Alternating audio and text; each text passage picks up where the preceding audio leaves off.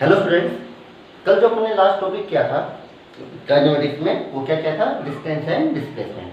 Distance क्या थी? Length of actual path. And displacement क्या था? इनिशियल और फाइनल पोजीशन के बीच का गैप, है ना? The shortest distance between two points is known as displacement. इनके डिफरेंस भी देखे थे, स्केलर क्वांटिटी है डिस्टेंस, डिस्प्लेसमेंट वेक्टर क्वांटिटी है, समथिंग, है ना? ओके, चलिए छोटे छोटे क्वेश्चन करते हैं। मान लीजिए मैं आपसे बोलूं कि कोई भी ऑब्जेक्ट है, कोई भी आदमी है जो एक्स एक्सिस के अलोंग मूव कर रहा है, ये एक्स एक्सिस है, ये वाई एक्सिस है, एक्स एक्सिस के अलोंग मूव कर रहा है, वो ओरिजिन से चालू हुआ x इक्वल टू 0 से, ठीक है, और x इक्वल टू 5 तक गया, फिर वापस मुड़ा और x इक्वल टू 1 तक वापस आ गया। तो क्या बताइए, what is the total distance and what is the total displacement of this particle? ठीक है, तो देखो टोटल डिस्टेंस की बात करें तो आपको पाथ की जरूरत पड़ेगी। क्या मैंने आपको पाथ बताया है? यस सर, आपने बताया कहां से कहां गया, फिर कैसे वापस आया। तो टोटल डिस्टेंस तो कितनी होगी? देखो यहां से यहां तक 5 तक गया तो 5 मीटर, तो ये डिस्टेंस हो गई। अच्छा, वापस 1 तक वापस आ गया तो 5 से 1 आया तो कितना चला? क्या 4 मीटर चला? यस सर, तो टोटल डिस्टेंस कितनी हो गई? 9 मीटर। और अगर टोटल डिस्प्लेसमेंट की बात करें तो इनिशियली यहां से चला था और फाइनली यहां पे है, उसको कोई फर्क नहीं पड़ता कि कहां जाके आया है। और इन दोनों पॉइंट के बीच में जो गैप है वो क्या 1 मीटर होगा, तो ये क्या हो जाएगा आपका डिस्प्लेसमेंट। ये डिस्प्लेसमेंट का मैग्नीट्यूड है। अगर मैं, क्योंकि वेक्टर क्वांटिटी है, वेक्टर वाइज लिखना चाहूं तो आर वेक्टर लिखा जाएगा, जो डिस्प्लेसमेंट वेक्टर है 1i कैप, यानी डायरेक्शन में बतानी पड़ेगी कि प्लस एक्स डायरेक्शन में किधर कितना चला है? 1 चला है। डिस्प्लेस कितना हुआ है? 1 मीटर हुआ है। चलिए जी और देखिए,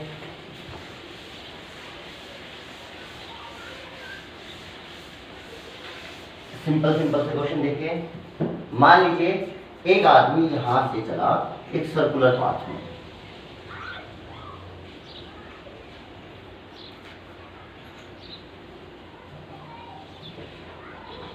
जिसकी रेडियस थी 7 सेंटीमीटर। इसको मैंने 4 पार्ट में डिवाइड किया। ये पॉइंट ए से चला, मैंने पूछा जब ये पॉइंट बी पर पहुंच जाएगा तो बताइए इसकी डिस्टेंस कितनी हो जाएगी, डिस्प्लेसमेंट कितना हो जाएगा। तो सर डिस्टेंस बताने के लिए तो पाथ चाहिए, पाथ मुझे बताया ये सर्कुलर पाथ है, यानी डिस्टेंस क्या होगी? इसकी पाथ की लेंथ, यानी ए से बी गया तो ये वाली इस रास्ते की जो लेंथ होगी वो होगी मेरी ए से लेके बी तक, ये होगी डिस्टेंस। तो डिस्टेंस ए से बी तक कितनी हो जाएगी भाई? डिस्टेंस ये है। अब मुझे तो पूरे सर्किल की यहां से यहां तक सर्कमफेरेंस पूछी जाए तो ये मैं बता सकता हूँ कितने थे? 2 पाई आर, और ये 2 पाई आर कितना पार्ट है? 4th पार्ट है ना? तो कितना हो जाएगा? 2 पाई आर बाई 4, यानी पाई, यानी पाई का मतलब 22/7, आर 7 सेंटीमीटर बाई 2, 7 गया तो 11 सेंटीमीटर आ गया। कितना आ गया? चलो मीटर कर लो, सेंटीमीटर पर मीटर, ठीक है। पाई की वैल्यू रख दी, आर की वैल्यू ये हो गया पाई आर बाई 2, ये रहा आगे। अच्छा, डिस्प्लेसमेंट कितना हुआ? तो डिस्प्लेसमेंट को पाथ से कोई लेना देना नहीं है। पाथ डिस्प्लेसमेंट आपका ये होगा, इनिशियल और फाइनल पॉइंट को जोड़ने वाली स्ट्रेट लाइन की लेंथ, शॉर्टेस्ट पाथ, ये बात होगा डिस्प्लेसमेंट, ठीक है। अच्छा, डिस्प्लेसमेंट का मैग्नीट्यूड कितना आएगा?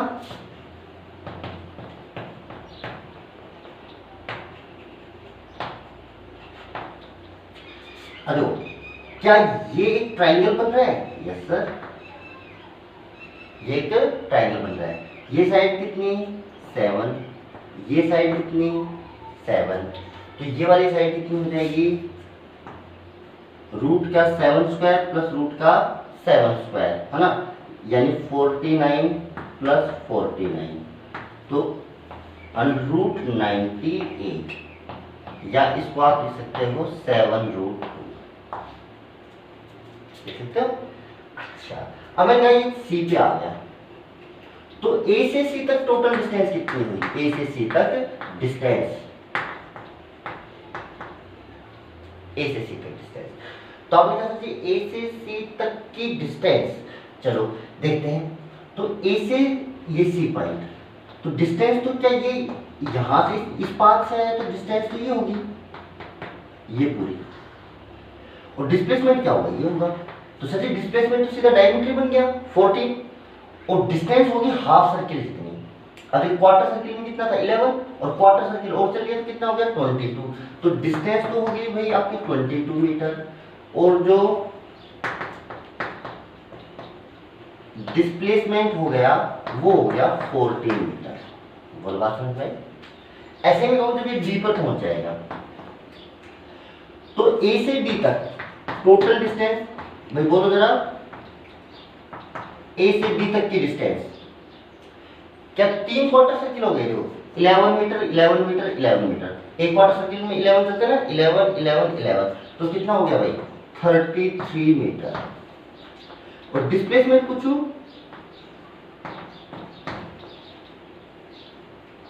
तो आप कहोगे सर जी डिस्प्लेसमेंट होगा इनिशियल पोजीशन ये, फाइनल पोजीशन ये, तो सर डिस्प्लेसमेंट तो ये होगा। तो क्या ये भी उतना कुछ नहीं आएगा 7√2। ठीक, अच्छा जब ये वापस ए पर पहुंच जाएगा घूम, तो डिस्टेंस कितनी हो जाएगी, जब ए से वापस ए पर आ जाएगा, डिस्टेंस टोटल हो गई, तो पूरा सर्किल हो गया 2 पाई आर हो गई डिस्टेंस, या 11 11 कितनी बार, 1 2 3 4 बार जोड़ लीजिए, तो कितनी होगी 44 मीटर। और डिस्प्लेसमेंट कितना हो गया भाई,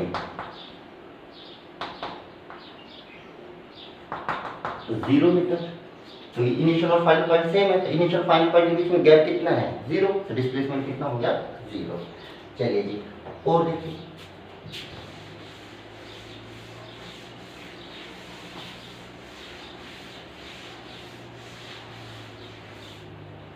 और देखिए, मैंने कहा एक आदमी पहले ईस्ट डायरेक्शन में चला 3 मीटर, ठीक है, ये हो गया ईस्ट, ये हो गया वेस्ट, फिर ये हो गया नॉर्थ, ये हो गया साउथ। फिर साउथ डायरेक्शन में 90 डिग्री का टर्न लेकर 4 मीटर चला, ठीक है। फिर इसने फिर एक टर्न लिया ईस्ट डायरेक्शन की तरफ, और ये टर्न लेके ये पहुंच गया, मान लीजिए चलो इसको ले लो आप 2 मीटर, और इसको आप ले लो 1 मीटर। ये फाइनल पॉइंट है, ये ए बी सी डी। तो मैं पूछूं पूरी डिस्टेंस कितनी ट्रेवल की इसने, तो 2 और 4 6 और 1 7, तो डिस्टेंस तो हो जाएगी 7।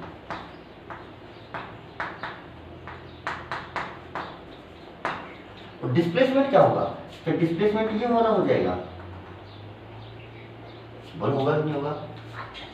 अब ये लाइन कैसे निकालो, देखो आप ये लाइन इसके पैरेलल एक लाइन इधर खींच लो, और एक लाइन इसके पैरेलल ये खींच लो, देखो ये 1 मीटर होगी, और ये इसकी ये होगी भाई 4 मीटर। बोलो सही है, आपको ये वाली साइड निकालनी है, आप इसके पैरेलल यहाँ लाइन खींच लो, ये 1 मीटर, तो ये टोटल यहाँ से यहाँ तक की डिस्टेंस कितनी 3 मीटर, और इसके पैरेलल लाइन खींच लो यहाँ। अब ये पूरा बड़ा वाला ट्रायंगल बन गया, आपको ये वाली साइड निकालनी है। इसकी ये साइड कितनी है 3, ये वाली साइड कितनी है 4, तो ये वाली साइड पाइथागोरस थ्योरम से कितनी हो जाएगी 5 मीटर।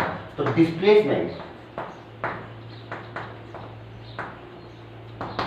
डिस्प्लेसमेंट कितना हो गया भाई 5, ठीक है।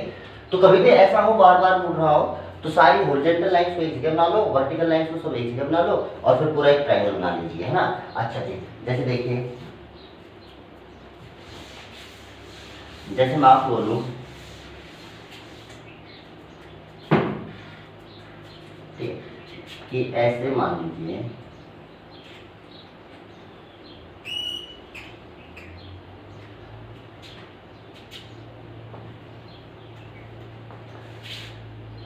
ये 1 metre 1 metre 1 metre 1 metre 1 metre 1 metre और 1 मीटर, इस टाइप से आपको सीढ़ी दी हुई है ना।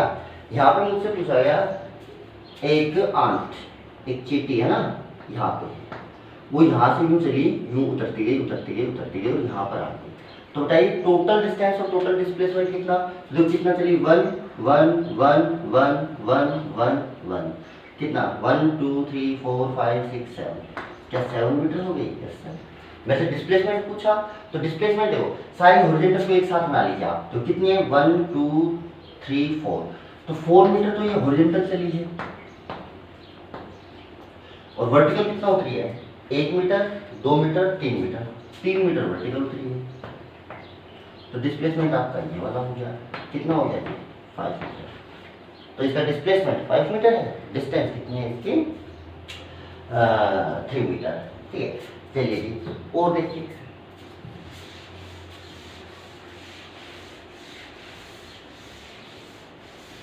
मैं आपसे बोलूं कि मान लीजिए कोई भी एक बर्ड है, मान लो स्पैरो है, वो अर्थ के ऊपर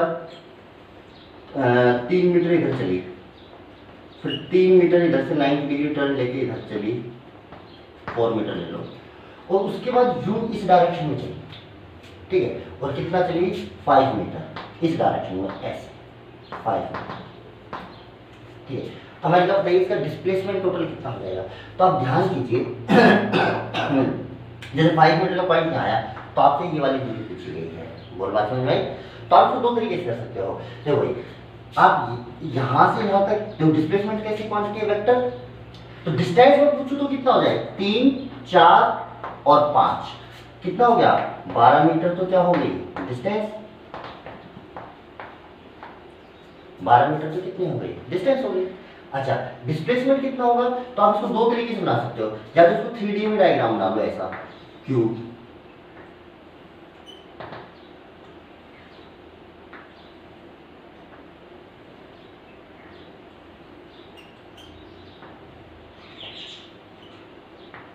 अब यहां से चला 3 मीटर, ये 3 मीटर, फिर ये वाला चला 4 मीटर 90 डिग्री पे, और फिर ये चला 5 मीटर, यानी ये इसका पाथ है 3 4 5, तो डिस्प्लेसमेंट कौन सा हुआ ये, क्या ये इसका बॉडी डायग्राम बन गया? यस सर, ये जो क्यूबॉइड ना, इस क्यूबॉइड का क्या बन गया बॉडी डायग्राम बन गया, है ना, ये डिस्प्लेसमेंट है आपका। तो आपसे मैंने डिस्प्लेसमेंट पूछा तो आप कैसे निकालो, ये वाला डिस्टेंस निकालिए, तो सबसे पहले देखो जो ये नीचे जो बेस बन रहा है, बेस में जो ये, क्या आप ये वाला डायग्राम निकाल सकते हैं? यस सर, क्योंकि ये 2 साइड मुझे पता है एक ट्राइंगल की, ये 3 है ये 4 है, तो पाइथागोरस थ्योरम से ये तो कितनी हो जाएगी 5।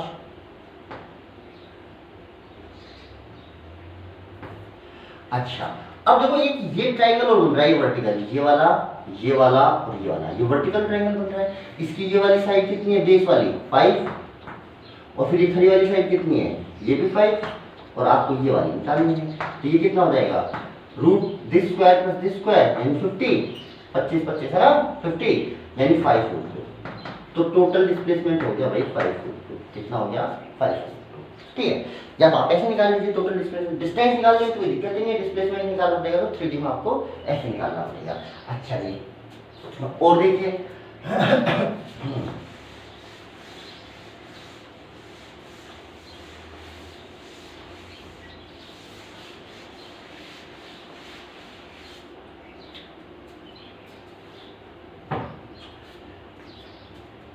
अच्छा जी अब मैं दूसरा तरीका कैसे निकालें, इसको एक्स वाई जेड में डिवाइड कर लीजिए, 3D में चल रहा हो, इसको मान लीजिए एक्स डायरेक्शन, इसको मान लीजिए वाई डायरेक्शन, और इसको मान लीजिए जेड डायरेक्शन, तो एक्स वाई जेड। तो डिस्प्लेसमेंट कितना हुआ स्टार्टिंग में यहाँ से यहाँ तक, अगर मैं डिस्प्लेसमेंट वेक्टर लिखूँ तो total displacement 3i cap plus 4j cap plus 5k cap. तो डिस्प्लेसमेंट को वेक्टर फॉर्म में लिख लीजिए आप, भाई आई में कितना चले, जे में कितना चले और के में कितना चले, और आप टोटल डिस्प्लेसमेंट पूछा है तो डिस्प्लेसमेंट वेक्टर का मोड निकाल लीजिए। मोड कैसे निकलता है this square plus this square plus this square, solve कर लेना वो रूट का 50 आएगा, ऐसे निकाल देते हैं। ओके अच्छा जी और देखिए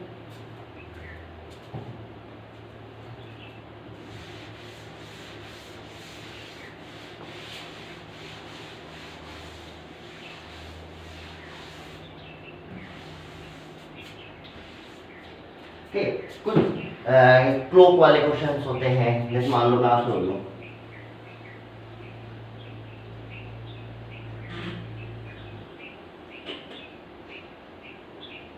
ठीक, ये क्लॉक है जिसकी जो मिनट वाली हैंड है उसकी लेंथ है मान लीजिए 1 मीटर। कितनी है? 1 मीटर मिनट हैंड है ना।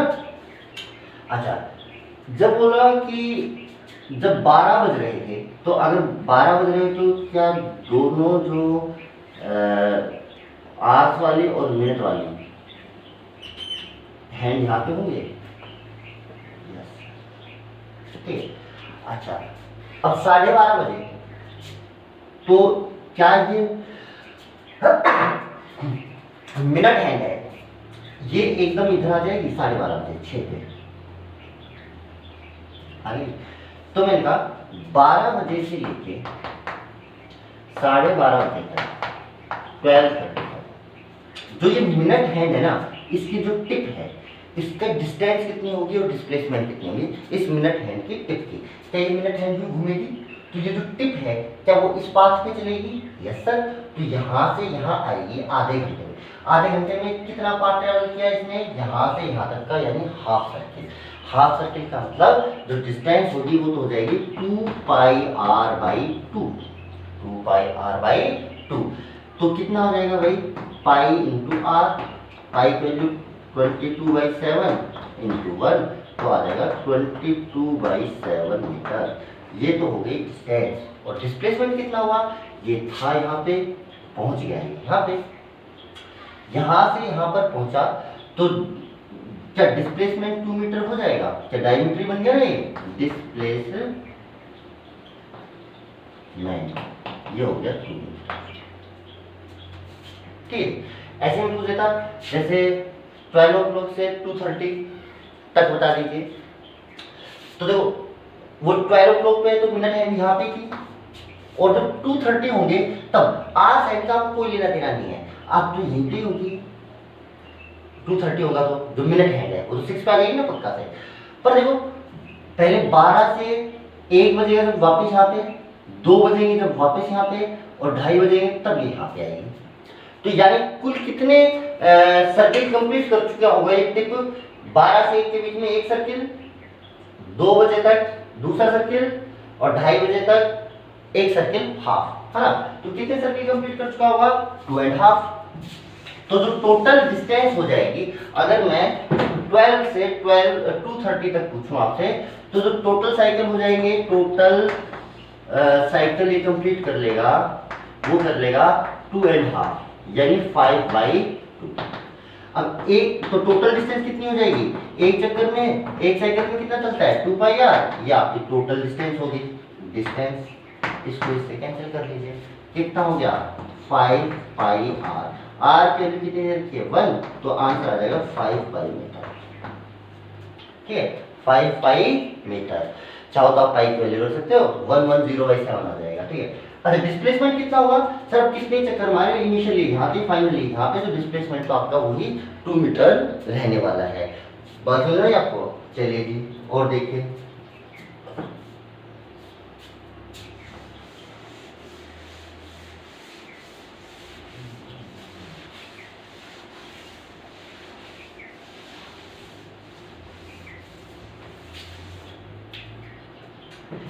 और एक सिंपल सा क्वेश्चन, मैंने कहा कि एक सर्कुलर पाथ है जिसकी रेडियस 7 मीटर है। ठीक है, मान लीजिए एक आदमी इसको एक चक्कर जो कंप्लीट लगाता है वो 40 सेकंड में लगाता है।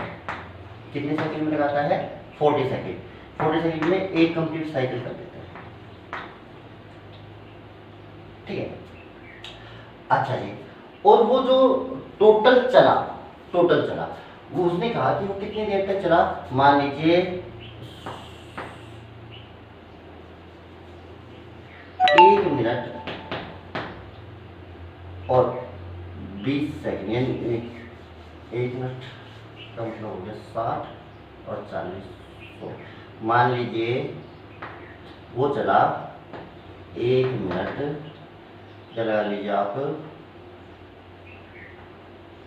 2 मिनट 2 मिनट में 120 हो गए और 20 से इतनी देर चला, और 2 मिनट का मतलब कितना हो गया, 60 तो नहीं, 120 और 20 140, मान लीजिए 140 सेकंड चला। मैं क्या, एक आदमी सर्कुलर पाथ में घूम रहा है जिसकी रेडियस है 7 सेंटीमीटर, ठीक है, वो 40 सेंटीमीटर में एक चक्कर लगा लेता है, और टोटल जितनी देर चला वो चला 140 सेकंड चला। कितनी देर चला, 140 सेकंड, ठीक है, सेकंड या मिनट करो थोड़ा अच्छा दिया, मिनट 140 मिनट, ठीक है। तो मैं इनका बताइए कि टोटल डिस्टेंस और टोटल डिस्प्लेसमेंट कितना होगा, ठीक है। सर्कुलर पाथ में चल रहा है, मान लीजिए आपका सर्कुलर पाथ स्टार्ट हुआ यहाँ से, उसने यहाँ से चलना स्टार्ट किया, तो देखो 40 सेकंड में एक चक्कर, अब इसमें देखो कितने 40 मिनट में एक चक्कर, 40 मिनट में वापस यहाँ पहुंच जाएगा, 80 मिनट में 2 चक्कर हो जाएंगे, 80 मिनट बाद यहाँ पे, तो 40 मिनट बाद यहाँ है, 80 मिनट बाद यहाँ है, 120 मिनट बाद भी वो यही है, 3 चक्कर हो जाएंगे। अच्छा 120 मिनट के बाद 20 मिनट और चला, अच्छा 40 मिनट में एक चक्कर चलता, अब चला 20 मिनट, ये तो क्या हाफ चक्कर चला, तो 140 मिनट पे वो यहाँ होगा, 140 मिनट पे यहाँ पे होगा। और कितने चक्कर हो गए होंगे बेटा, 1 2 3 और ये हाफ, 3.5, तो टोटल कितना चला, 3.5 साइकिल, इतना चला है, ठीक। अच्छा या ऐसा भी निकाल सकते हैं, देखो 40 मिनट में चलता है एक साइकिल, 1 मिनट में चलेगा 140, और 140 में चलेगा इंटू 140, सोल्व करोगे तो ये कैंसिल हो जाएगा, ये हो जाएगा 2 और ये हो जाएगा 7, तो कितने साइकिल आ गए, 7/2, कितनी देर में कितना चलेगा, 7/2, इसको सोल्व कर लो, 3.5 किलोमीटर 7/2 होता है, कितने साइकिल कंप्लीट करेगा। तो आप लॉजिकली निकालना चाहो तो लॉजिकली निकाल लो, वरना वैसे निकालना चाहो कैलकुलेशन वाइज तो कैलकुलेशन वाइज निकाल लो, 7/2 साइकिल कंप्लीट करने वाला है ये, ठीक है। अच्छा जी, इसके बाद मैंने आपसे पूछा भाई टोटल डिस्टेंस और टोटल डिस्प्लेसमेंट, तो डिस्प्लेसमेंट में कोई दिक्कत ही नहीं है, इनिशियली यहाँ से चला था, फाइनली यहाँ पे है, तो डिस्प्लेसमेंट तो भाई ये हो गया। तो यानी डिस्प्लेसमेंट की अगर मैं आपसे वैल्यू पूछूं, डिस्प्लेसमेंट, तो डिस्प्लेसमेंट तो भाई आपका जो होने वाला है वो होने वाला है 40 मीटर, और जो डिस्टेंस आपकी होने वाली है, डिस्टेंस वो होने वाली है, एक साइकिल में चलता 2/r और चले कितने साइकिल है, 7/2, तो ये कट गया भाई आपका, तो आप इसको लिख लो 7 इंटू पाई की वैल्यू 22/7, r की वैल्यू फिर से 7, ये कट गया, और ये हो गया 154 मीटर, ये आपकी हो गई डिस्टेंस, और वो क्या हो गया, डिस्प्लेसमेंट। इससे वैसा ही सवाल है जो आपका क्लोक वाले अभी सवाल करवाया था ना, वैसा वैसा सवाल है। तो ऐसे डिस्टेंस डिस्प्लेसमेंट के छोटे मोटे सवाल बनते हैं, ठीक है। इसके बाद अच्छे सवाल भी बनेंगे और थोड़ी देर बाद, ठीक है। चलिए अब नेक्स्ट पॉइंट की तरफ बढ़ते हैं, अब हम पढ़ते हैं स्पीड के बारे में, पढ़ते हैं स्पीड, और दूसरा velocity, speed and velocity, okay. अच्छा जी, चलिए जी, सबसे पहले जो स्पीड, अच्छा मान लीजिए कोई आदमी यहाँ से यहाँ तक इस पाथ से चला गया, और ये मान लो 1 किलोमीटर का है, और उसने मान लो यहाँ से तक टोटल जो टाइम लगाया वो हाफ आवर लगाया, और एक आदमी भी सेम पाथ से 1 किलोमीटर गया, वो 1 घंटे में गया, ए से बी पॉइंट तक, ठीक है। तो देखो कौन तेज चल रहा है, एक इसी पाथ से 1 किलोमीटर गया, उसने आधा घंटा टाइम लिया, एक दूसरा आदमी जो इसी पाथ से गया उसने 1 घंटे का टाइम ले लिया, तो कौन तेज चल रहा है, सर तेज तो जो आधे घंटे में पहुंच गया वो तेज चल रहा है ना। अच्छा तो डिस्टेंस ट्रेवल क्या दोनों के द्वारा बराबर है, यस, दोनों ने डिस्टेंस तो इक्वल ट्रेवल की है, पर दोनों का टाइम दोनों ने सेम डिस्टेंस ट्रेवल करने में अलग अलग लिया है, यानी इस डिस्टेंस को जो कवर करने की रेट है वो दोनों की अलग अलग है। क्या रेट इंपॉर्टेंट होती है, यस सर, जिसकी डिस्टेंस ट्रेवल करने की रेट ज्यादा होगी, जो फटाफट डिस्टेंस ट्रेवल करेगा, क्या वो कम टाइम लेगा, यस सर। तो जब मैं आपसे बताऊंगा, मैं कहा कि 5 किलोमीटर चला, तो सिर्फ आपको डिस्टेंस के बारे में पता है, और अगर मैं आपको साथ में ये बताऊंगा इस रेट से चला कि 2.5 किलोमीटर पर आवर, कि 1 घंटे में 2.5 किलोमीटर, तो 5 किलोमीटर चलने में कितना टाइम लेगा, 2 आवर, तो इससे अपने पास टाइम का एस्टिमेशन भी आ जाता है ना, डिस्टेंस के साथ साथ कि कितना इस डिस्टेंस को ट्रेवल करने में टाइम लिया, है ना। अच्छा अब जिस रेट से इस डिस्टेंस को ट्रेवल करता है उसको बोला जाता है आपका क्या चीज, डिस्टेंस को जिस रेट से ट्रेवल करता है उसको बोला जाता है स्पीड। क्या बोला जाता है, स्पीड। ये होती है distance covered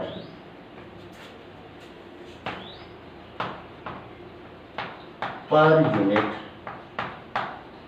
time. Distance covered पर यूनिट टाइम, यूनिट टाइम में कितनी डिस्टेंस कवर करता है, ठीक है। अच्छा जी, अब देखिए स्पीड के टाइप देखो, एक होता है यूनिफॉर्म स्पीड।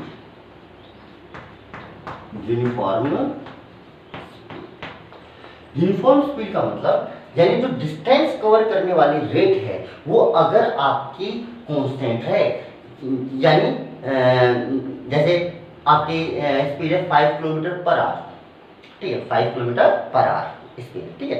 अच्छा स्पीड कितनी होगी, स्पीड का फॉर्मूला अगर मैं लिख सकता हूँ तो स्पीड कितना हो गया, ये हो गया distance upon time, distance cover करने की रेट, है ना। अच्छा जी, अब देखो कि जैसे मान लो आपकी 5 किलोमीटर पर आवर स्पीड है और पूरे थ्रू आउट द जर्नी आपकी स्पीड 5 किलोमीटर पर आवर है, यानी आपने एक घंटे में कितनी डिस्टेंस ट्रेवल करोगे 5 किलोमीटर, तो अगले घंटे में कितनी करोगे 5 किलोमीटर, उससे अगले घंटे में कितनी करोगे 5 किलोमीटर। यानी मैं कोई भी टाइम इंटरवल देखूं उसमें अगर इक्वल टाइम इंटरवल में आप इक्वल डिस्टेंस ट्रेवल कर रहे हो तो इसका मतलब आपकी स्पीड कांस्टेंट है। क्या कांस्टेंट है आपकी स्पीड। तो यूनिफॉर्म स्पीड जो होती है, यूनिफॉर्म स्पीड होती है if speed remains constant, if speed remains constant throughout the journey, then the motion is then speed is known as uniform speed या constant speed। अगर through out the journey speed क्या रहती है आपकी constant, या मैं कह दूं if equal distance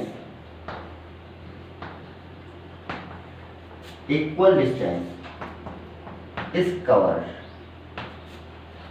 in equal time interval, in different equal time interval, equal time interval, ठीक। अगर आप अलग अलग इक्वल टाइम इंटरवल इक्वल हो पर अलग अलग जगह है, पहले इस टाइम 1 घंटे में देख लो, फिर बाद में 1 घंटे में देख लो, अगर इक्वल टाइम इंटरवल में इक्वल डिस्टेंस ट्रेवल कर रहा है तो स्पीड कैसी कहलाती है, यूनिफॉर्म स्पीड। या मैं कह दूं if the speed remains constant throughout the journey, या मैं कह दूं if the equal distance is covered in different equal time intervals then speed is known as uniform speed. अच्छा जी, अगली बात देखो, दूसरी बात अगर मैं कहूं नॉन यूनिफॉर्म स्पीड, कैसी, नॉन यूनिफॉर्म। नॉन यूनिफॉर्म का मतलब ये हो गया अगर स्पीड कांस्टेंट नहीं है, जैसा आप जनरली देखते हो, आपको अगर बाइक दी जाए तो क्या पूरे रास्ते स्पीड चेंज होती रहती है according to obstacles like road condition, है ना, रोड कैसी अच्छी आ रही है, ब्रेकर आ गया, रेड लाइट आ गई, क्या आपकी स्पीड बार बार चेंज होती रहती है, यस सर।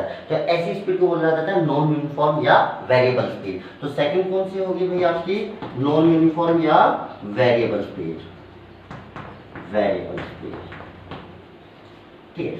ये क्या होती है, if speed change with time, if speed change with time, और स्पीड टाइम के साथ क्या होती जा रही है, चेंज, तो उसको क्या बोला जाएगा, वेरिएबल स्पीड। या मैं कहता हूं if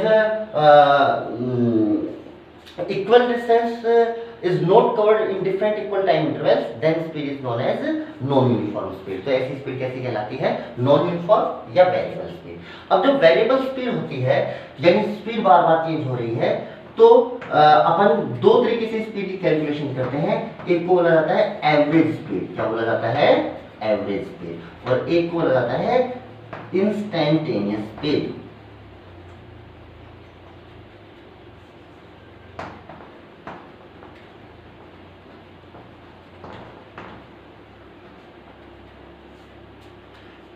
average speed and instantaneous speed. अच्छा, अब जो ये दो स्पीड है, ये जब स्पीड वेरिएबल होती है तो ये कैलकुलेट करने के दो तरीके होते हैं। बाकी आप बुक्स में देखोगे तो आपको स्पीड के 4 टाइप्स दिए मिलेंगे आपको, यूनिफॉर्म, नॉन यूनिफॉर्म, एवरेज और इंस्टेंटेनियस। तो चाहो तो आप इनको 4 पार्ट बना सकते हो या 2 पार्ट, और इस वेरिएबल स्पीड को 2 टाइप से मेजर किया जाता है, एवरेज और इंस्टेंटेनियस। अब देखो ये होती क्या है, अच्छा देखिए होती क्या है वो देखिए, एवरेज जो स्पीड होती है, एवरेज स्पीड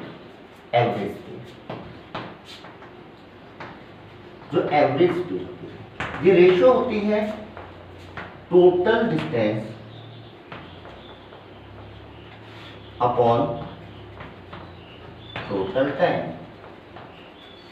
ठीक, जैसे मान लीजिए आप रेवाड़ी से नारनौल गए, ठीक है, मान लीजिए रेवाड़ी से नारनौल की डिस्टेंस मान लीजिए आप 40 किलोमीटर, कितनी है 40 किलोमीटर रेवाड़ी टू नारनौल, ठीक है, और आपने 1 घंटा ले लिया पहुंचने में, तो total distance 40, total time 1 hour, तो आपकी जो स्पीड हो जाएगी एवरेज स्पीड वो हो जाएगी 40 किलोमीटर पर आवर।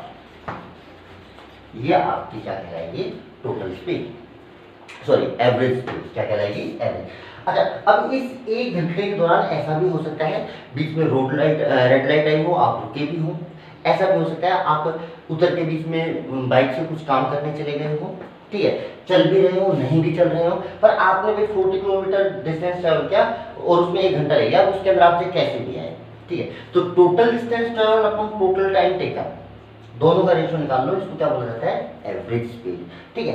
अच्छा, दूसरी आती है इंस्टेंटेनियस स्पीड। इंस्टेंटेनियस स्पीड क्या होती है, speed at a particular instant. अगर आप जब बाइक चला रहे हो तो उस टाइम आपके स्पीडोमीटर में जो रीडिंग आ रही है, अच्छा ये जो स्पीड को मेजर करता है ना, इसको बोलते हैं स्पीडोमीटर, ठीक है, और जो डिस्टेंस मेजर करता है ना, उस डिवाइस को बोला जाता है ओडोमीटर। क्या बोला जाता है ओडोमीटर, ठीक है। अच्छा, अभी देखो आपका जब आप किसी भी टाइम देखो अकॉर्डिंग टू रोड कंडीशन या ब्रेकर आ गया, आपने ब्रेक लगाया तो क्या आपकी स्पीड लगातार चेंज हो, अब वो डिजिटल वाला वो देखो जो आजकल जो डिजिटल मीटर आ रहा है तो लगातार स्पीड हो रही है 70, 71, 72, 60, 55 कम ज्यादा होती रहती है। तो किसी एक पर्टिकुलर इंस्टेंट पे कितनी स्पीड है, देखो वो स्पीड अगले ही इंस्टेंट पे रहे ना रहे वो अलग बात है, पर उस पर्टिकुलर इंस्टेंट पे जैसे मैं कहूँ दूसरे सेकंड पर, तो जो रीडिंग आ रही है उससे दूसरे सेकंड की क्या कहलाएगी इंस्टेंटेनियस स्पीड। अगले सेकंड हो सकता है वो चेंज भी हो जाए, पर किसी एक पर्टिकुलर इंस्टेंट पे जो स्पीड कहलाएगी उसको मैं क्या बोल सकता हूँ आपका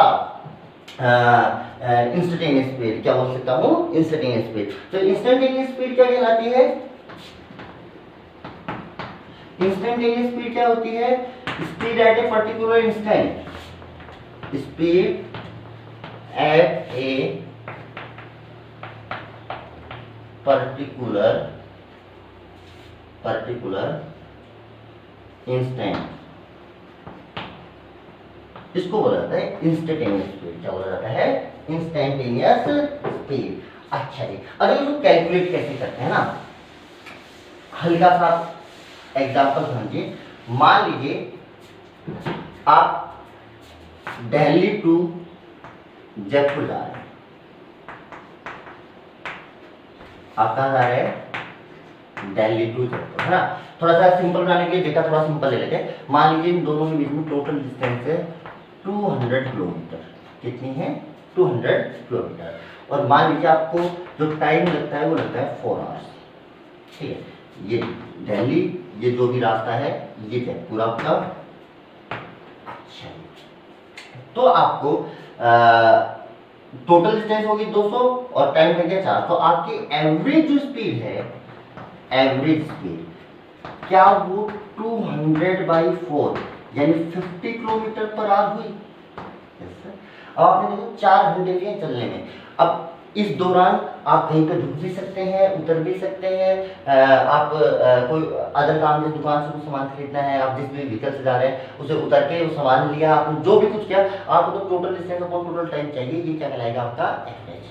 अच्छा, अगर मैं कहूँ दूसरे जैसे 2 घंटे पूरे हुए 2 आवर्स पे इसकी स्पीड कितनी थी, तो मैं 50 नहीं कह सकता।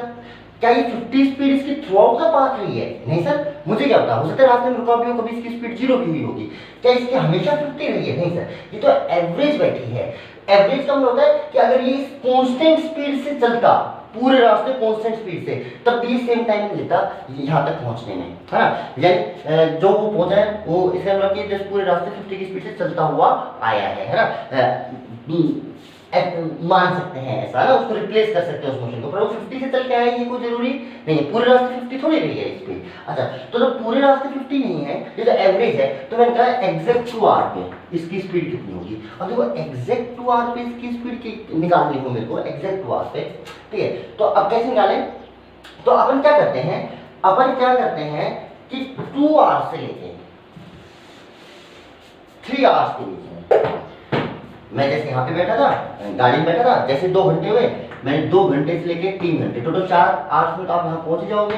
तो 3 आवर्स पे यहाँ पे, तो मैंने 2 से लेके 3 आवर्स के बीच में, 2 से लेके 3 आवर्स के बीच में मैंने डिस्टेंस ट्रेवल निकाल ली। तो टाइम कितना लगा मेरे को? 1 आवर, और मान लो मैं जो डिस्टेंस चला वो मान लीजिए मैं चला 30 किलोमीटर इस दौरान। तो 1 घंटे में कितना चला मैं? 30, 2 से 3 तक। तो मेरी एवरेज स्पीड 2 से 3 तक कितनी आई? एवरेज स्पीड 2 से 3 तक क्या 30 किलोमीटर पर आ रहा है? Yes sir. अच्छा, ये जो 30 किलोमीटर पर आ रहा है, ये 2 से 3 जो आपको सेकंड आ रहा है, जैसे मान लो आप ये 2 बजे से लेके 3 बजे तक यहाँ पहुंचे हैं ना, ये 2 घंटे बाद की पोजीशन है, 3 घंटे बाद की पोजीशन है, यानी ये मान लो जैसे 2 बज रहा है, 3 बज रहा है, ठीक है। अच्छा, ये जो 30 किलोमीटर पर आ रहा है, ये इस सेकंड इस पर्टिकुलर टाइम का ही है, इस ड्यूरेशन का एवरेज आई है। ये तो इस ड्यूरेशन का एवरेज है ना। मैं ऐसा तो नहीं बोल सकता ये 30 किलोमीटर पर आवर इस पॉइंट पे स्पीड थी ना, मैं ये बोल सकता हूँ कि इस पॉइंट पे स्पीड थी, पर ये इस ड्यूरेशन की स्पीड है ना, एवरेज स्पीड है, ये एवरेज बैठ रहा है। बाकी मैं इसको ये नहीं बोल सकता, हो सकता है यहाँ पे 2 घंटे के बाद तो ये रेस्ट पे हो, मान लो यहाँ पे चुपचाप खड़ा हो उस समय, और उसके बाद 5 मिनट रुक के फिर चला हो, फिर बीच में यहाँ तक 2 से 3 बजे के बीच में 30 किलोमीटर ट्रैवल कर लिया, हो सकता है ना। तो इस पर स्पीड 0 भी हो सकती है ना, तो मैं गारंटेड नहीं कह सकता। पर हाँ, अगर मैं यही काम मैं ये करता कि ये जो डिस्टेंस है मैं 2 घंटे के बाद 1 सेकंड के टाइम इंटरवल के बाद लेता और 1 सेकंड में देखता मैं कितना चला, 1 सेकंड में कितना चला, और मान लो मेरे पास आता है 1 सेकंड में मैं 20 मीटर चला, तो जो ये total distance 20, total time 1 second, तो मेरी स्पीड होती है 20 मीटर पर सेकंड। कितनी होती है भाई? 20 मीटर पर सेकंड। अच्छा, ये जो आया है 20 मीटर पर सेकंड, ये भी एवरेज स्पीड है। किस दौरान की? इस 1 सेकंड के दौरान की। अच्छा, अब आपको एक चीज तो क्लियर है, 1 सेकंड के अंदर आप चाहो भी तो बहुत ज्यादा स्पीड चेंज नहीं कर सकते, ठीक है। यानी इस 1 सेकंड में, यानी इसकी एवरेज 20 आ रही है इस दौरान की, इसका मतलब जो आपने 2 घंटे बाद जो आपकी स्पीड होगी वो लगभग 20 के बराबर ही होगी। देखो, जब मैंने 2 आवर्स लेके 3 आवर तक लिया था, तो क्या 1 घंटे में आपकी कई बार स्पीड बढ़ भी सकती है और घट भी सकती है, स्पीड चेंज हो सकती है। तो मैं गारंटेड नहीं कह सकता कि 2 घंटे में कितनी थी, पर इस दौरान एवरेज मेरा आया है 20। अब 1 सेकंड के अंदर आप एक्सीलरेटर को दबा भी दोगे तो स्पीड बहुत ज्यादा चेंज होने वाली नहीं है। हाँ, मैं ये नहीं कह सकता कि 2 घंटे पर इसकी स्पीड 20 होगी, पर मैं ये कह सकता हूँ 2 घंटे और 1 सेकंड के बीच में एवरेज अगर 20 आ रहा है, तो इन दोनों इंटरवल, इस टाइम पे भी और इस टाइम पे भी स्पीड 20 के आसपास ही रही होगी। एक सेकंड में कितना जाए, थोड़ी सी बड़ी होगी या थोड़ी सी घटी होगी। पर इसकी जगह अगर मैं टाइम इंटरवल ले लूँ 0.01 सेकेंड और डिस्टेंस मान लिया आ गई 2 मीटर, कितनी आ गई? 2 मीटर। तो 0.01 सेकेंड, 0.01 सेकेंड। अच्छा, क्या मैं अब तो थोड़ा थोड़ा श्योर बोल सकता हूं कि जो स्पीड मेरी अब आएगी, यानी total distance upon total time, तो कितना आ गया? 200 मीटर पर सेकेंड। वो आपको समझाने के लिए है ना, जरूरी नहीं कि इतनी स्पीड चल रहा हो, पर फिर देखो इतना क्या 0.01 सेकेंड, इस फ्रैक्शन के अंदर तो क्या स्पीड चेंज हुई होगी? क्या अगर मैं इतना टाइम इंटरवल छोटा ले लूं, तो देखो ये जो आया है ये एवरेज स्पीड आई है, पर किस दौरान आई है? 2 आवर्स से लेके 2 आवर्स प्लस 0.01 सेकेंड, इतने दौरान की एवरेज आई 200 मीटर पर सेकेंड। तो क्या मैं इस स्पीड को इस इंस्टेंट की भी स्पीड मान सकता हूँ और इस इंस्टेंट की भी, क्योंकि मैं जानता हूँ इतने टाइम में कोई स्पीड बहुत ज्यादा चेंज नहीं हुई होगी, है ना। लगभग अब इसमें पिछली बार 20 मीटर पर सेकंड आई थी, जब मैंने 1 सेकंड का ड्यूरेशन लिया था, तब मैंने कहा था कि हाँ इन दोनों पे 20 की स्पीड के लगभग होगी, ठीक है। अब इतना छोटा सा टाइम इंटरवल है, तो मेरी जितना टाइम इंटरवल आप छोटा लोगे, आप उतना श्योर होते जाओगे कि स्पीड, जैसे मैंने मेरे 2 घंटे निकाली, तो 2 घंटे के बाद जितना छोटा टाइम इंटरवल लोगे, उतना आपके पास श्योरिटी होगी कि इन दोनों टाइम इंटरवल में स्पीड इतनी ही रही होगी, क्योंकि टाइम इंटरवल छोटा है तो स्पीड इतने छोटे टाइम इंटरवल में चेंज नहीं होती। तो जो आपका एवरेज आता है वही आपका क्या बन जाता है?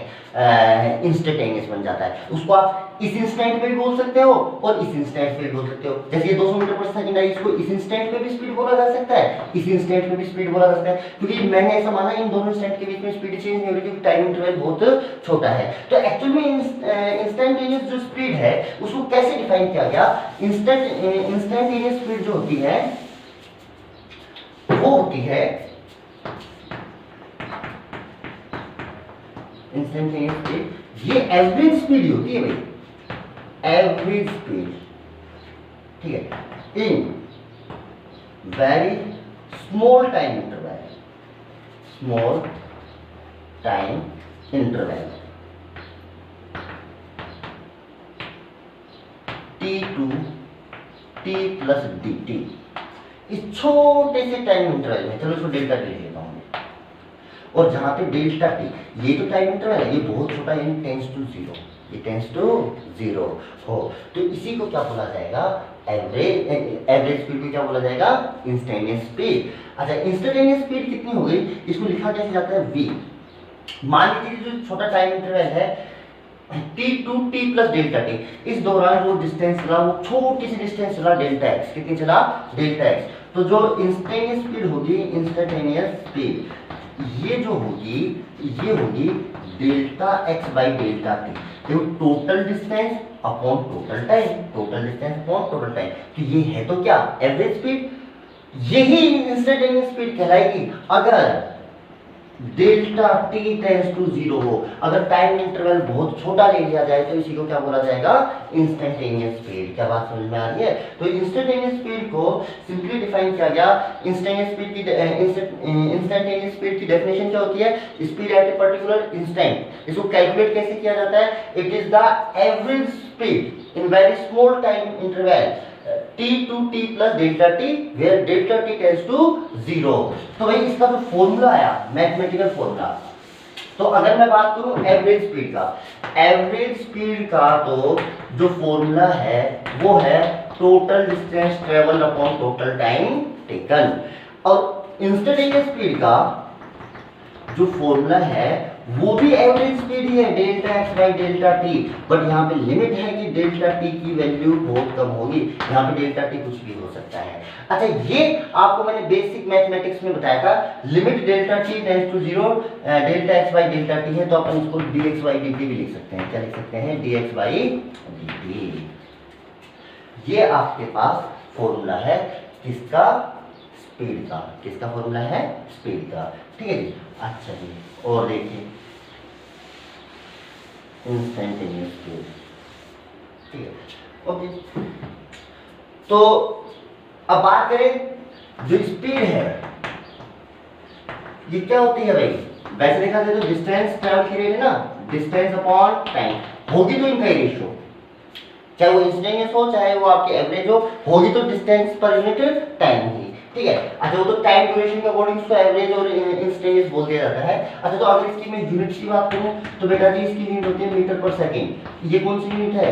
एसआई। इसके अलावा डिस्टेंस को बहुत सारी यूनिट्स में मेजर किया जा सकता है, किलोमीटर पर आवर भी हो सकती है, ये आपकी किलोमीटर पर सेकंड भी हो सकती है, ये आपकी मीटर पर सेकंड भी हो सकती है, माइल्स पर सेकंड भी हो सकती है, वो सारी इसकी यूनिट हो सकती है ना।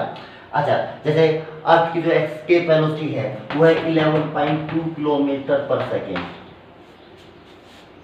ठीक है, एस्केप स्पीड है अर्थ की, है ना, तो किलोमीटर पर सेकेंड, ऐसे किलोमीटर पर आवर, ठीक है। तो जनरली स्पीड को जो दिखाया जाता है वो या तो किलोमीटर पर आवर में या मीटर पर सेकेंड में डिनोट किया जा सकता है, ठीक है। और 1 kilometre per hour equal to 1 kilometre per hour equal to होता है, तो किलोमीटर क्या लिख सकते हो? 1000 मीटर लिख लोगे भाई 1 किलोमीटर, और 1 आवर इक्वल टू 3600 सेकंड लिख लोगे? Yes sir. अगर आप इसको कैंसिल करोगे तो ये आएगा 5/18 मीटर पर सेकेंड। तो ये किलोमीटर पर आवर को मीटर पर सेकेंड में कन्वर्ट करने का तरीका है, ठीक है। तो डिस्टेंस स्पीड क्या? Distance per unit time, SI unit क्या? Metre per second. उसके अलावा इसके एक important unit kilometre per hour. 1 kilometre per hour equal to 5/18 metre per second होते हैं। जैसे अच्छा, उसके अलावा जो ये स्पीड है ये स्केलर क्वांटिटी है। कैसी क्वांटिटी है? स्केलर। तो ऊपर डिस्टेंस भी स्केलर है, नीचे टाइम भी स्केलर है। ठीक है। टाइम का तो फिर भी थोड़ा सा एक कंफ्यूजिंग पार्ट है, और फिर भी दोनों अपन तो स्केलर ही काउंट करेंगे दोनों का ना। डिस्टेंस भी आपकी स्केलर है भी, तो ये क्वांटिटी जो आपकी आई है ये कैसी होती है, स्केलर क्वांटिटी होती है। कैसी होती है, स्केलर। और वो सारी चीजें जो डिस्टेंस पर अप्लाई होती थी वो सारी स्पीड में भी अप्लाई होंगी। देखो डिस्टेंस कभी नेगेटिव नहीं हो सकती, इसलिए स्पीड भी कभी नेगेटिव नहीं होती है। डिस्टेंस कभी भी नेगेटिव नहीं होती है, तो स्पीड भी कभी भी नेगेटिव नहीं होती है ना। ऐसा नहीं, डिस्टेंस टाइम के साथ घट नहीं सकती, स्पीड नहीं घट सकती। स्पीड घट सकती है भाई, ये तो टाइम पे डिपेंड करती है ना। देखो डिस्टेंस टाइम के साथ डिक्रीज नहीं होती, पर स्पीड टाइम के साथ डिक्रीज। तुम ज्यादा ब्रेक मारोगे तो कम हो जाएगी ना स्पीड। तो बस डिस्टेंस नेगेटिव नहीं हो सकती, इसलिए टाइम तो कभी नेगेटिव होता ही नहीं है, इसलिए स्पीड कभी भी नेगेटिव नहीं होती। Speed never be negative, speed never be negative. चलिए स्पीड के बारे में कितनी चीजें पता चली। ये डिस्टेंस को कवर करने की रेट होती है, डिस्टेंस को कवर करने की रेट होती है। दूसरा ये स्केलर क्वांटिटी होती है, ये कभी भी नेगेटिव नहीं होती है, ठीक है। उसके अलावा इसको ये यूनिफॉर्म स्पीड होती है अगर speed through out the journey constant रहे। नॉन यूनिफॉर्म स्पीड अगर स्पीड बदलती रहे, यानी वेरिएबल स्पीड हो, है ना। वेरिएबल स्पीड होती है तो इस स्पीड का कैलकुलेशन दो तरीके से किया जाता है। एवरेज स्पीड मतलब total distance upon total time, और इंस्टेंटेनियस स्पीड यानी किसी पर्टिकुलर टाइम के ऊपर स्पीड, किसी पर्टिकुलर टाइम के ऊपर स्पीड, ठीक है। अच्छा जी, और देखिए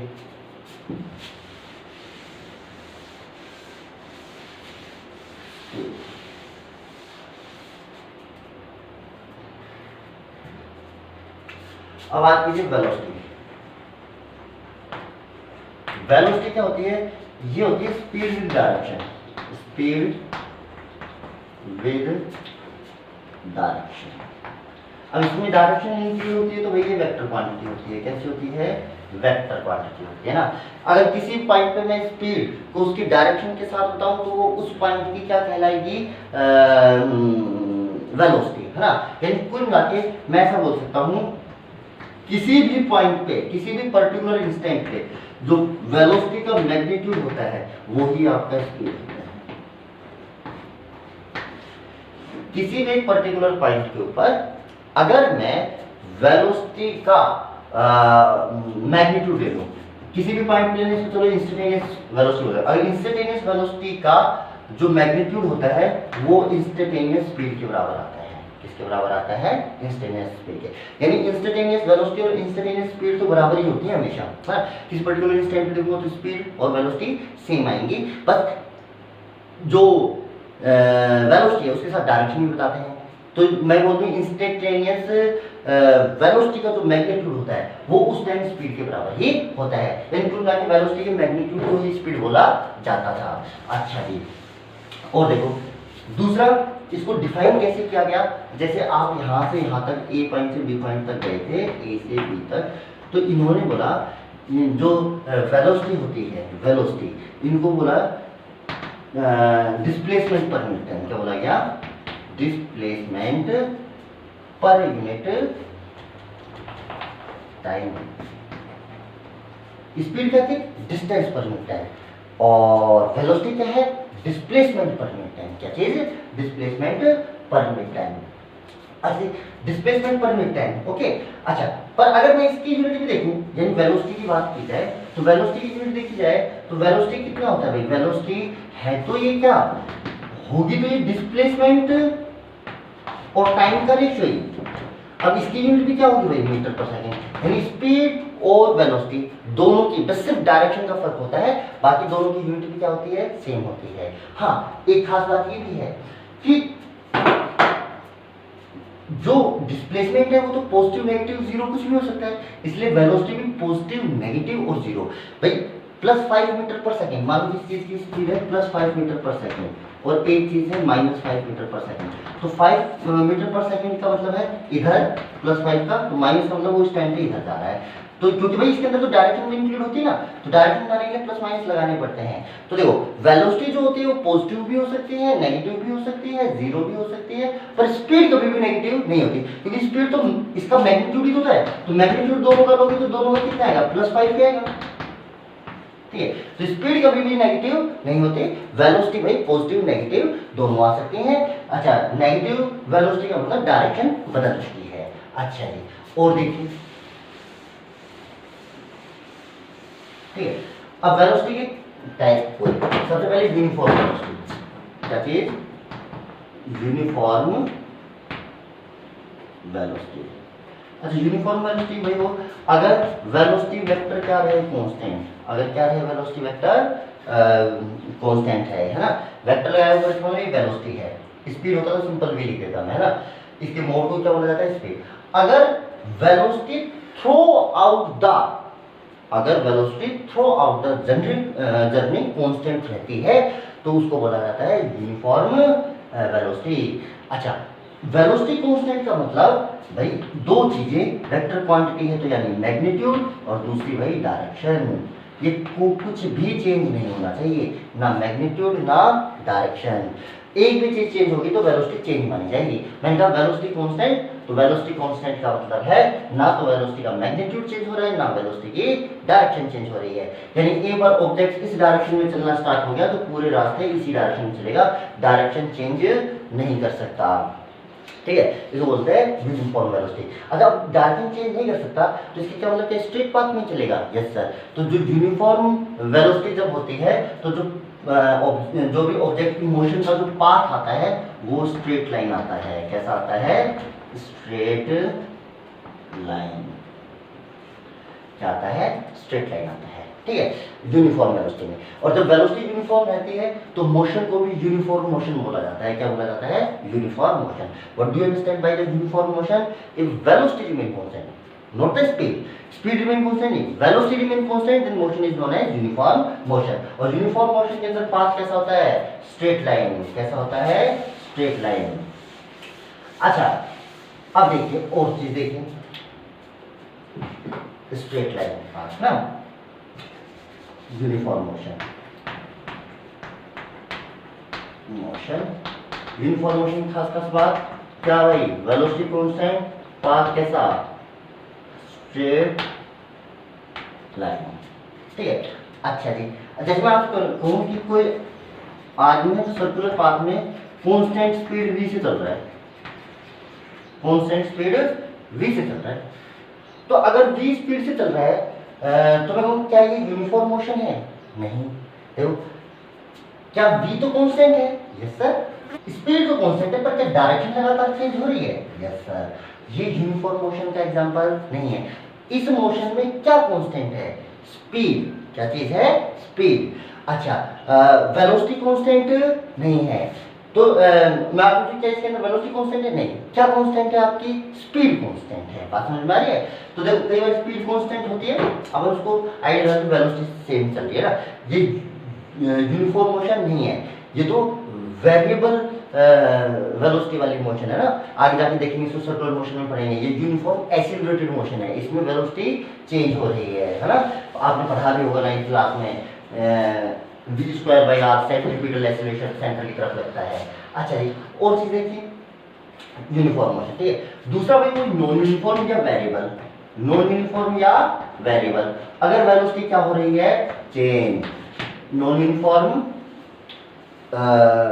वेलोसिटी, वेलोसिटी अगर चेंज हो रही है, चेंज का मतलब चाहे मैग्नीट्यूड चेंज हो जाए चाहे डायरेक्शन, कोई एक भी चीज चेंज होगी, जैसे मैंने अभी सर्कुलर पाथ बताया था, मैग्नीट्यूड कांस्टेंट था पर डायरेक्शन चेंज हो रही थी, तो वो कैसे कहलाती है आपकी, वेरिएबल। वही वेरिएबल है तो दो तरीके से मेजर करेंगे, एवरेज, वही एवरेज वेलोसिटी भाई सब देखते जाना, एवरेज वेलोसिटी, एवरेज वेलोसिटी को क्या बोला जाएगा भाई, total displacement upon total time. Displacement को एस से लिख दिया जाता है ना, total displacement upon total time.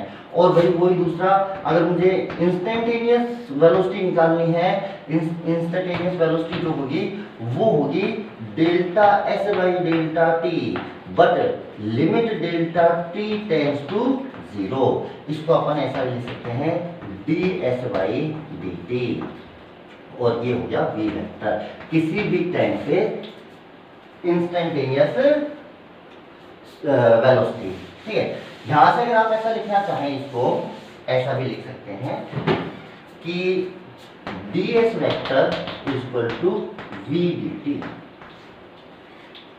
ds vector equal to v d t, दोनों तरफ इंटीग्रेशन कर दीजिए। तो ds का इंटीग्रेशन छोटे छोटे डिस्प्लेसमेंट, ये क्या करता है इंटीग्रेशन, एडिशन, ये हो जाएगा टोटल डिस्प्लेसमेंट। कितना हो जाएगा total displacement.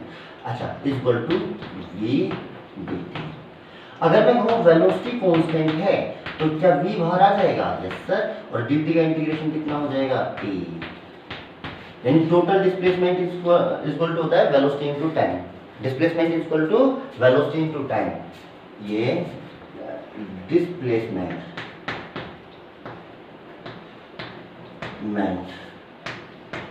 Equal to velocity into time तब होता है जब यूनिफॉर्म वेलोसिटी होती है, यूनिफॉर्म मोशन होती है, तो वेलोसिटी को टाइम को मल्टीप्लाई कर दो, सीधा आपके पास क्या आ जाएगा, डिस्प्लेसमेंट आ जाएगा। अच्छा जी, ऐसे ही अगर मैं